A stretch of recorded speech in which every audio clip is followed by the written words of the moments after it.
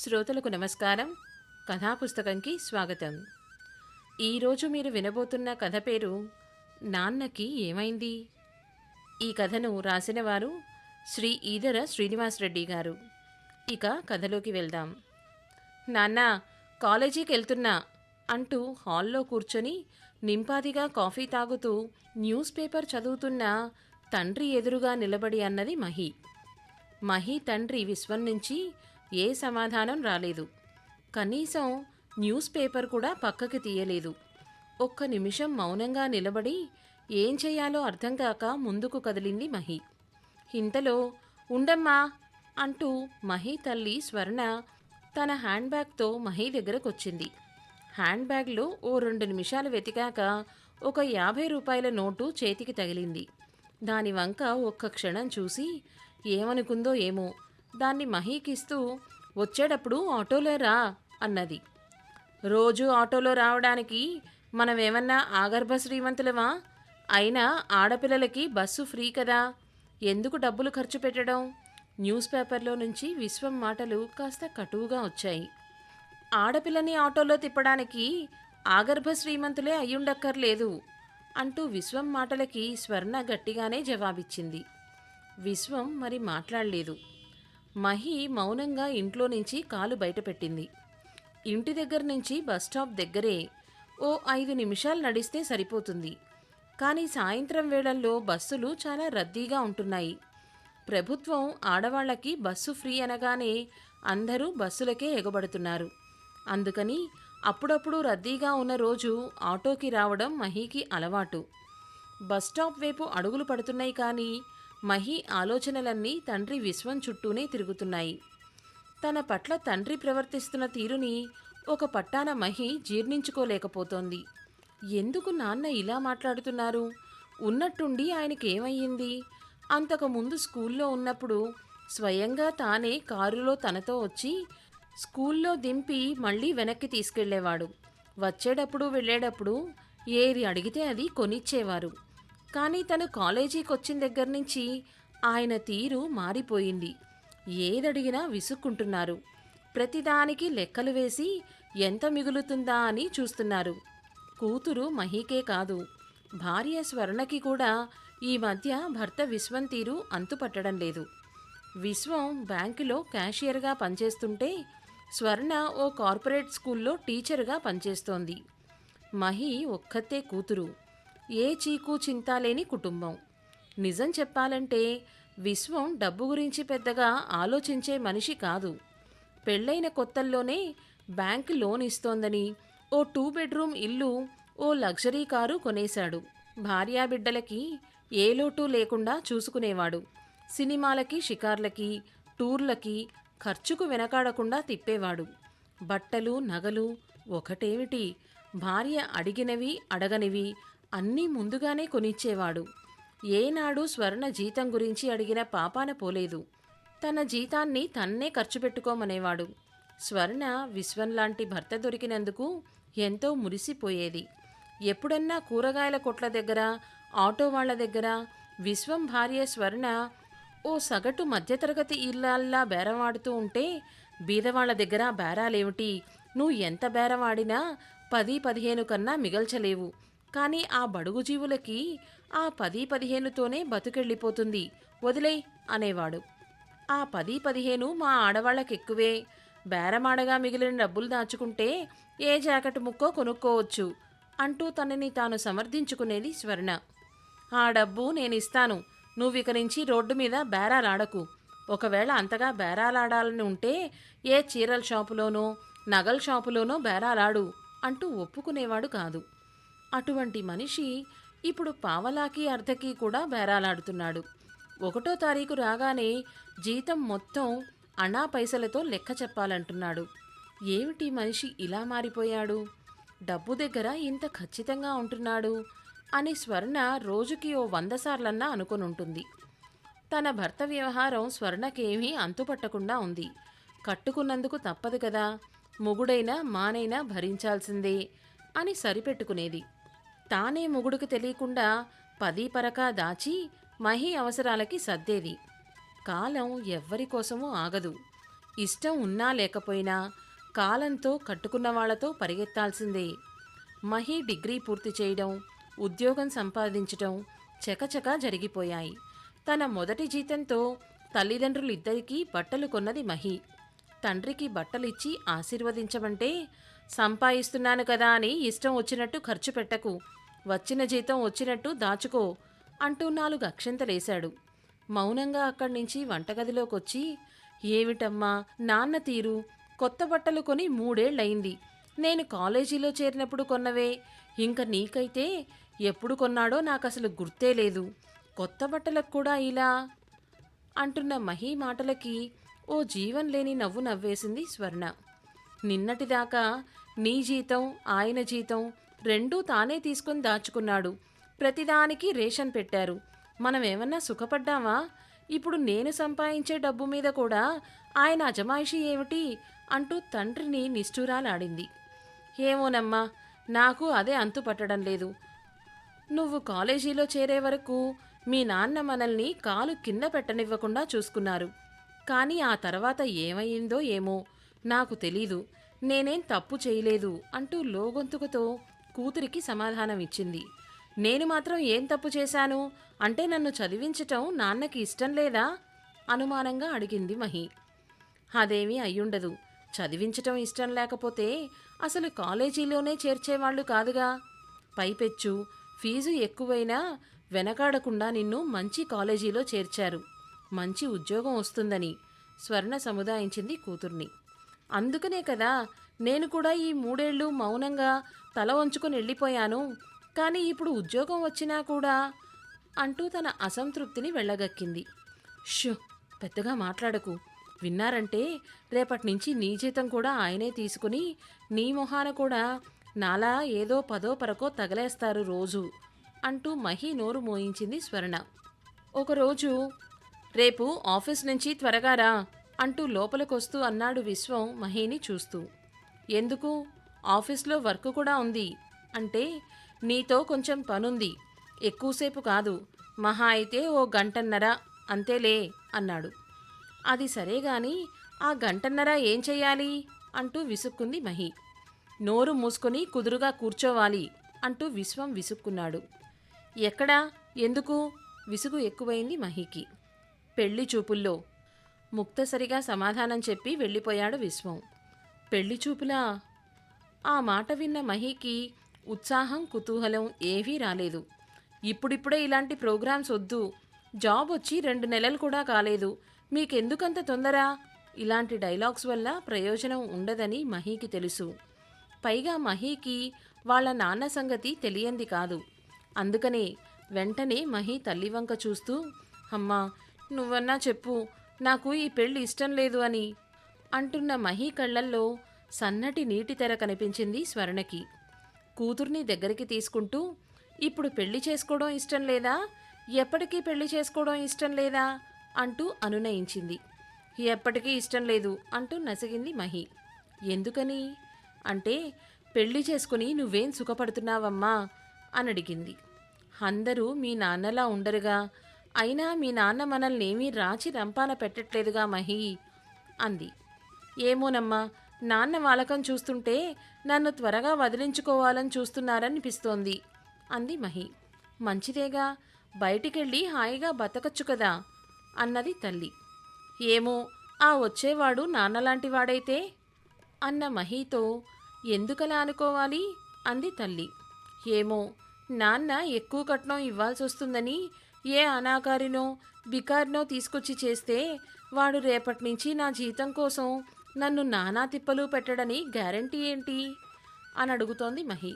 అలా చేస్తే నేను ఊరుకుంటానా అన్నది స్వర్ణ. ఇన్నాళ్ళు ఊరుకోలేదేమిటి అని అడిగింది.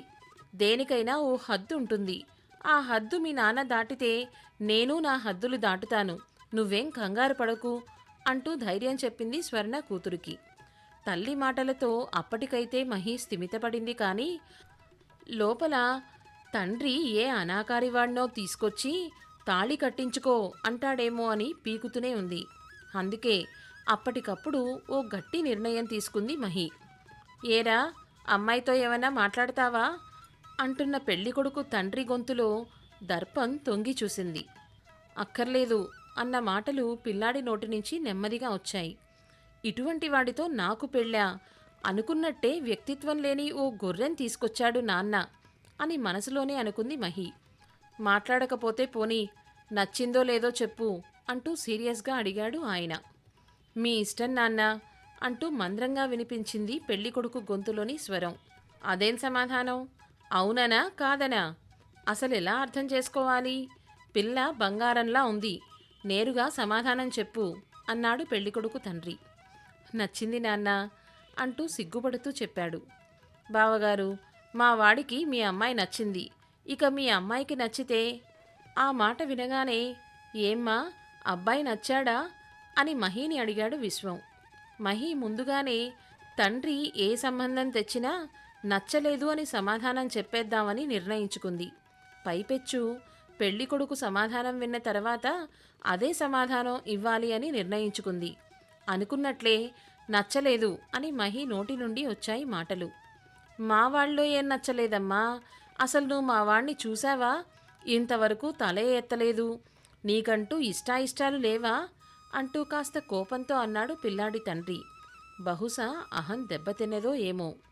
విశ్వానికి కూడా మహి ఇచ్చిన సమాధానం నచ్చలేదు.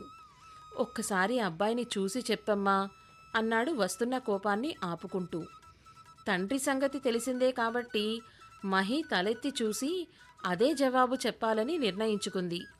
కానీ తల ఎత్తి చూసిన తర్వాత మహి తన నిర్ణయం మార్చుకుంది. నిజంగా ఆ అబ్బాయి బావున్నాడు, తాను కోరుకున్నట్టే ఉన్నాడు.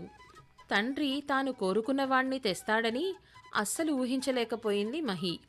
ఇప్పుడు జవాబేం చెప్పాలో తెలియక మౌనంగా ఉండిపోయింది. మహి పరిస్థితి అర్థం చేసుకున్న స్వర్ణ, అంతగా నీకు సిగ్గైతే లోపలికొచ్చి చెప్పమ్మా అంటూ మహికి ఇంకో అవకాశం ఇచ్చింది. మహి మౌనంగా లేచి లోపలికెళ్ళి తల్లికి తన అంగీకారం తెలిపింది. అబ్బాయిది అమెరికాలో సాఫ్ట్వేర్ ఉద్యోగం, నెలకి 7 లక్షల పైనే జీతం, ఉన్న ఆస్తికి ఒక్కడే వారసుడు. మీరెంతవరకు ఇద్దామనుకుంటున్నారు అంటూ మధ్యవర్తి బేరం మొదలుపెట్టాడు. విశ్వం నుంచి ఏ సమాధానమూ లేదు. ఓ క్షణం తర్వాత అమ్మాయికి అబ్బాయి నచ్చాడో లేదో కనుక్కొని ఆ తర్వాత పెట్టుపోతల గురించి మాట్లాడుకుందాం అన్నాడు విశ్వం. అలాగే, దాందే ఉంది, కనుక్కొనే చెప్పండి అన్నాడు పిల్లాడి తండ్రి. విశ్వం లోపలికొచ్చి ఏమంటోంది, నచ్చాడా లేదా అంటూ భార్యనడిగాడు. నచ్చాడట, కానీ కట్నం ఎక్కువ అడుగుతారేమో అనుమానం వెలిబుచ్చింది స్వర్ణ. అవన్నీ మీకెందుకు, నే చూసుకుంటాగా అంటూ బయటికొచ్చాడు. విశ్వం బయటికొచ్చి, అమ్మాయికి అబ్బాయి నచ్చాడటండి, ఇహ పెట్టుపోతలంటారా? నాకున్నది ఒక్కతే కూతురు, నా తదనంతరం ఆస్తి మొత్తం తనదే. పోతే పెళ్లి ఖర్చులంటారా? ఎంగేజ్మెంట్ దగ్గర్నుంచి రిసెప్షన్ వరకు అయ్యే ఖర్చులు నావే అంటూ పెళ్లి వాళ్లతో అంటున్నాడు. ఆ మాటలు విన్న మహీకి భూకంపం వచ్చిన ఫీలింగ్ కలిగింది. నాన్న ఏంటి బేరమాడకుండా ఖర్చు మొత్తం తనే పెట్టుకుంటానంటున్నాడు? ప్రతి చిన్న వస్తువు బేరవాడి కొనే నాన్న లక్షల ఖర్చు పెట్టే దగ్గర ఒక్కసారిగా సరే అన్నాడు. ఇది కళా నిజమా? ఆశ్చర్యంగా ఉంది మహీకి. అంతా బానే ఉంది బావగారు, కాకపోతే మా వాడు పెళ్ళైన తర్వాత అమెరికాలో ఇల్లు కొనుక్కుందాం అనుకున్నాడు. ఆ ఇచ్చేదేదో ముందుగానే ఇస్తే అంటూ నసిగాడు. ఓ క్షణం మౌనంగా ఉండిపోయిన విశ్వం, అలాగేనండి, ఇస్తాను, ఓ 50 లక్షలు సరిపోతాయా అని అడుగుతున్నాడు విశ్వం. లోపల నుంచి విశ్వం మాటలు వింటున్న మహీకి అంతా అయోమయంగా ఉంది. తన తండ్రేనా వాళ్లతో మాట్లాడుతోంది అని తనని తాను గిల్లి చూసుకుంది. ఏమండి, ఒక్క నిమిషం లోపలికొస్తారా అంటూ స్వర్ణ విశ్వాన్ని లోపలికి పిలిచింది. ఒక్క నిమిషం పంతులుగారు, మీరు ముహూర్తాలు చూడండి అంటూ లోపలికెళ్ళాడు. ఏమిటండి మీరు మాట్లాడుతోంది? ఖర్చులన్నీ మీరే పెట్టుకుంటానంటున్నారు, పైపెచ్చు 50 లక్షలు ఇస్తానంటున్నారు. అంత డబ్బు ఎక్కడి నుంచి తెస్తారు? ఆలోచించే చెప్తున్నారా? భర్త తప్పు చేస్తున్నాడేమో అన్న అనుమానంతో అడిగింది స్వర్ణ. ఇందులో ఆలోచించటానికేముంది? కట్నాలు కానుకలు లేనిదే పెళ్ళిళ్ళు ఎక్కడవుతున్నాయి? రోజులు మారతాయేమో అనుకున్నాను, కానీ రోజురోజుకి ఎక్కువవుతున్నాయి తప్ప తగ్గడం లేదు. అందుకనే విశ్వం వాస్తవం మాట్లాడాడు. అది కాదండి, పెళ్లి ఖర్చులు ఎక్కడైనా ఆడపెళ్లివాళ్ళు మగపెళ్లివాళ్ళు సగం సగం పంచుకుంటారు, అది పద్ధతి అంటూ స్వర్ణ ఏదో చెప్పబోయింది. నాకీ పద్ధతులన్నీ అనవసరం. నేను చేస్తోంది నా కూతురు పెళ్ళి. రేపు నా కూతురు నాన్న నాకిది తక్కువ చేశావు అనకూడదు అంటూ మహీ వంక చూశాడు విశ్వం. తండ్రి మాటలు వింటున్న మహీకి ఏం మాట్లాడాలో తెలియక బొమ్మలా నిలబడిపోయింది. ఏమ్మా మాట్లాడవు అని అడిగాడు. నేను కూడా ఉద్యోగం చేస్తూ సంపాదిస్తున్నాను కదా, అయినా కూడా కట్న కానుకలు ఇవ్వాల్సిందేనా నాన్న అంటూ అమాయకంగా అడిగింది మహీ లోగొంతుకుతో. అమ్మాయిలు వంటిల్లు దాటి ఉద్యోగం దాకా రావడానికి శతాబ్ద కాలం పట్టిందమ్మా. కట్న కానుకలు బేరసారాలు లేకుండా పెళ్లి జరగడానికి మరో 2 శతాబ్దాలు పూర్తవ్వాలేమో అంటూ విశ్వం తనలోని ఆవేదనను బయటపెట్టాడు. మీరు నన్ను కట్నం లేకుండానే పెళ్లి చేసుకున్నారుగా అంటూ స్వర్ణ మార్పు వస్తుంది అన్నట్టు మాట్లాడింది. అవును, మీ అమ్మను పెళ్లి చేసుకునేటప్పుడు నేను అదే అనుకున్నాను. ఇద్దరం ఉద్యోగాలు చేస్తున్నాం, ఇద్దరికీ వచ్చే జీతాలతో సుఖంగా బతికేయచ్చు అనుకున్నాను. అందుకే మీ అమ్మను నేను రూపాయి కట్నం లేకుండా పెళ్లి చేసుకున్నాను. కానీ మా పెళ్ళైన 10 ఏళ్లకి కూడా ఈ కట్న కానుకలు బేరసారాల్లో ఏ మార్పు రాలేదు. ఆడబుడుచు కట్నం తగినంత ఇవ్వలేకపోయాడని నా స్నేహితుడి కూతురి పెళ్లి పీటల మీద ఆపేశారు. దానితో ఆ అవమానంతో ఆ పిల్ల ఆత్మహత్య చేసుకుంది. ఆ పరిస్థితి మన మహీకి రాకూడదని ఆ రోజే నిర్ణయించుకున్నాను. అందుకని అప్పటిదాకా డబ్బంటే పెద్దగా లెక్క చెయ్యని నేను ఆ రోజే ఓ నిర్ణయం తీసుకున్నాను. రూపాయి రూపాయి దాచి డబ్బు పోగేసి నా కూతురికి ఏ లోటు లేకుండా పెళ్లి చెయ్యాలని. అందుకనే ఇన్నాళ్ళు మీ ఇద్దరినీ డబ్బు పేరుతో చాలా బాధ పెట్టాను. ఇప్పుడు నా దగ్గర పెళ్లి ఖర్చుకి సరిపడా డబ్బుంది. ఇహ 50 లక్షలంటావా? ఇల్లు అమ్మేద్దాం. అమ్మాయి కంటే ఎక్కువ ఎటు రేపు దానికిచ్చేదేగా. అబ్బాయి బావున్నాడు, యోగ్యుడు, సంబంధం చెడగొట్టుకోవడం ఎందుకు అంటూ చెప్పుకుపోతున్నాడు విశ్వం. తండ్రి మాటలు వింటున్న మహీకి కళ్లల్లో నుండి ధారగా కన్నీటి ప్రవాహం కారసాగింది. అప్పటిదాకా తండ్రి పట్ల ఘనీభవించిన మహీ హృదయం ఒక్కసారిగా కరిగి కన్నీరై ప్రవహిస్తోంది. దాని తాలూకు ప్రవాహమే అది. తన తండ్రిని తప్పుగా అర్థం చేసుకున్నందుకు తనని తానే తిట్టుకోసాగింది. నాన్న, ఓ ఆడపిల్ల పెళ్లి చెయ్యాలంటే ఆ పిల్లను కన్న తల్లిదండ్రులు తమ కోరికలన్నీ మానుకొని రూపాయి రూపాయి కూడబెడితే గాని అవ్వదా అంటూ ఏడుస్తూ అడిగింది. అంతేనమ్మా, ఆడపిల్ల అంటే తీయని పళ్ళు కాసే చెట్టు లాంటిది. నీరు పోసి ఎరువులు వేసి పెంచి పెద్ద చేస్తే ఆ తోటమాలికి ఆ పళ్ళ మీద ఏ హక్కు ఉండదు.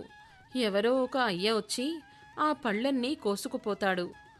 స్వర్ణ గుండెల్లోంచి బాధ గొంతులో నుంచి వచ్చింది. ఇప్పుడు ఈ ఇల్లు అమ్మేస్తే మీరెక్కడుంటారు నాన్నా అని అడిగింది మహి. పర్వాలేదమ్మా, ఏముంది, అద్దెకి ఏదో ఒక ఇల్లు దొరుకుతుందిలే అంటూ కూతుర్ని సమాధానించాడు విశ్వం. నన్ను క్షమించండి నాన్న, మిమ్మల్ని తప్పుగా అర్థం చేసుకున్నాను అంటూ తండ్రి కాళ్ల మీద పడింది మహి. ఛ, ఏమిటిది, లే పిచ్చిపిల్ల, పైకి లే అంటూ కూతుర్ని 2 భుజాలు పట్టుకొని పైకి లేపాడు విశ్వం.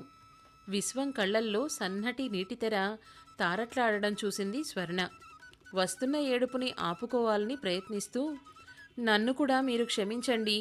ఇన్నాళ్ళు మీతో కాపురం చేశాను, కానీ మీ అంతరంగం అర్థం చేసుకోలేకపోయాను అంటూ భర్త చేతులు పట్టుకుంది. సరి సరి, ఇంకా ఇద్దరూ ఆపండి, పెళ్లివాళ్లు వింటారు. వాళ్ళు వెళ్ళిన తర్వాత పెట్టుకుందాం ఈ క్షమాపణల ప్రోగ్రాం అంటూ బయటికెళ్ళబోయాడు. నాన్న, ఒక్క క్షణం ఆగండి. బయటికెళ్ళబోతున్న విశ్వం వెనక్కి తిరిగి చూశాడు మహీ మాటలతో. నాకు ఈ పెళ్లి ఇష్టం లేదు నాన్న అంటూ కళ్ళు తుడుచుకుంటూ అంది మహి. అదేమిటమ్మా, ఇప్పుడేగా ఇష్టమని చెప్పావు, అంతలోనే ఏమైంది అయోమయంతో అడిగాడు విశ్వం. అవును, ఇష్టమని చెప్పాను, కానీ నా పెళ్లికి మీరెంత కష్టపడుతున్నారో తెలిసాక కూడా నేనీ పెళ్లి చేసుకోవడంలో అర్థం లేదు అంది మహి. ఇందులో కష్టం ఏముంది తల్లి, భార్యాబిడ్డలను సుఖపెడుతూ నచ్చినట్టు బతకాలి అనుకున్నాను, కానీ అది కుదరదు అని తెలిసింది. అందుకనే నా కోరికల్ని చంపుకున్నాను. నాతో పాటు మిమ్మల్ని కూడా బాధ పెట్టాను. అయినా ఆడపిల్ల తల్లిదండ్రులందరికీ ఇది మామూలే.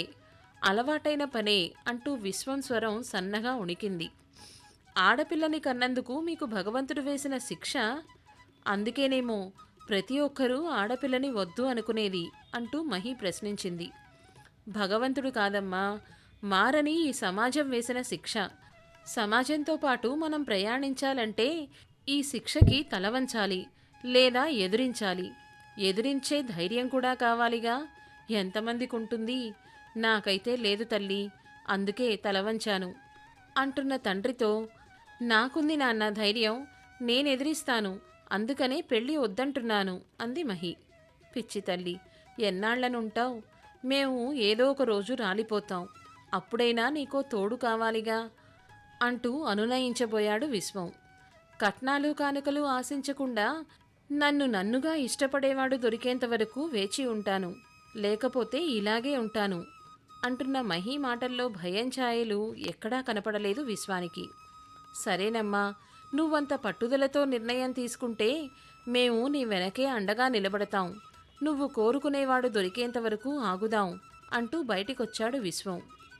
బయట హాల్లో పెళ్లివాళ్ళెవ్వరూ కనపడలేదు, ఒక్క మధ్యవర్తి తప్ప. వెళ్ళిపోయారా? నెమ్మదిగా అడిగాడు విశ్వం. మీ మాటలు వాళ్ళు అంటూ మధ్యలోనే ఆపేశాడు మధ్యవర్తి.